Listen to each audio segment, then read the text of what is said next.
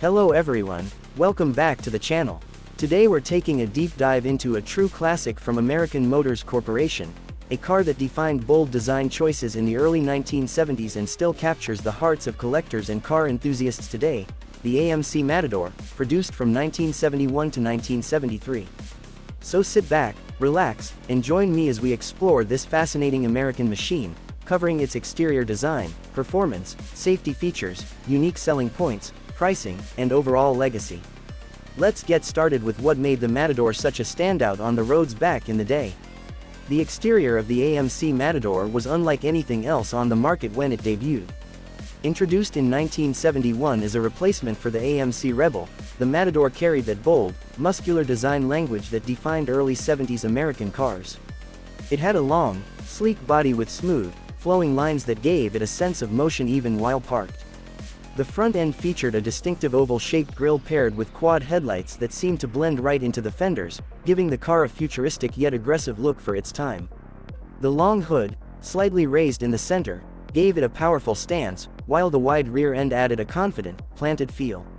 The two-door coupe looked sporty, the sedan offered practicality, and the station wagon combined style and space for families. AMC really designed something for everyone.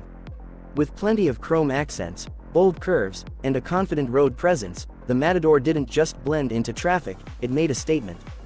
Under the hood, the Matador offered solid performance for the era. Buyers could choose from a range of engines, starting with the reliable 232 cubic inch inline 6 and going all the way up to the powerful 401 cubic inch V8. Depending on your setup, horsepower ranged from around 145 to over 330.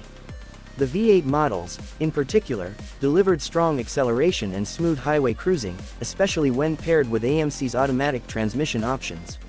On the road, the Matador offered a comfortable yet confident driving experience, with power steering, a smooth suspension system, and enough power to handle city streets or long road trips with ease. In fact, the Matador's strong performance and stability made it popular with law enforcement. It was used as a police car in several states during the early 70s. While it wasn't a sports car, it definitely had that big American car power and presence that drivers loved. When it came to safety, AMC took the Matador seriously. The 1971-1973 models featured a reinforced safety cage structure, energy-absorbing steering column, front disc brakes, and solid side impact protection, impressive for its time. It was one of the first cars in its class to include standard head restraints and front seatbelts. The large glass windows also provided great visibility, which reduced blind spots and made driving safer overall.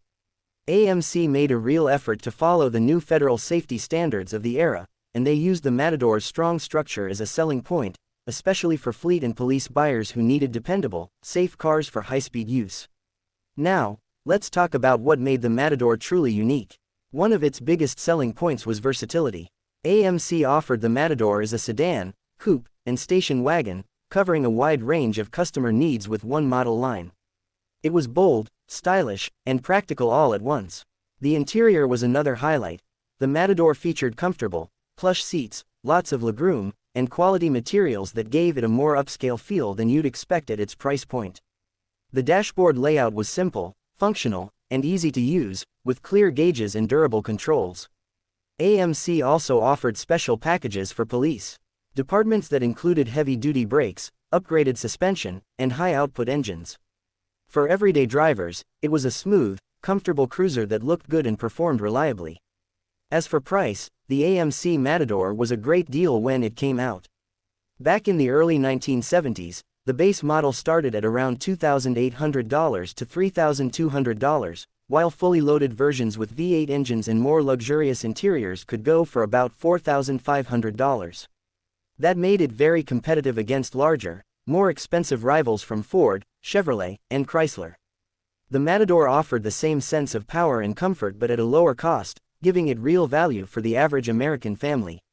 Today, if you're looking for one as a collector's car, prices depend a lot on condition, originality, and trim. You can find decent examples starting around $8,000, while fully restored or rare performance versions can reach $20,000 to $25,000 or more. Its rarity and distinct design have made it a cult favorite among classic car fans who appreciate AMC's creative spirit. In conclusion, The 1971-1973 AMC Matador is a fascinating piece of American automotive history. It was bold, confident, and designed to stand apart from the crowd. The exterior embodied the fearless styling of the early 70s, the performance offered real muscle car flavor, and the safety features showed AMC's commitment to innovation. Add in its affordable price and versatile lineup, and the Matador proved that AMC could compete with the big players while maintaining its own identity. It may not have sold in huge numbers, but today it's remembered as an underdog with attitude, a car that dared to be different. Whether you love it for its looks, its history, or its role as a police cruiser, the Matador still has a charm that's impossible to ignore. Thanks for watching, everyone. If you enjoyed this deep dive into the AMC Matador, make sure to hit that like button, subscribe, and ring the bell so you don't miss future videos on more classic cars and automotive legends. Drop a comment below if you've ever seen or owned a Matador, we'd love to hear your story. Until next time, keep your engines running, and remember, every car has a story, and the AMC Matadors is one worth telling.